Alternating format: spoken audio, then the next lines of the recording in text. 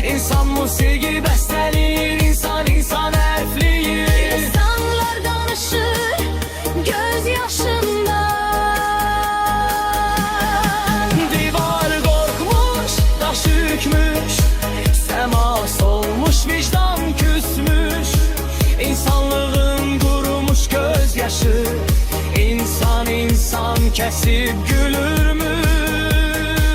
Buludların göz yaşı yumaq istəyir savaşı,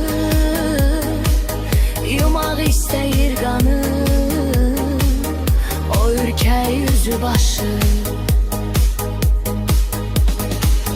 Tanrılıq iddiasına qalxır insanlar, sönür arzular, danışır yalanlar. İnsanlar bir-birinə ölüm kəsir,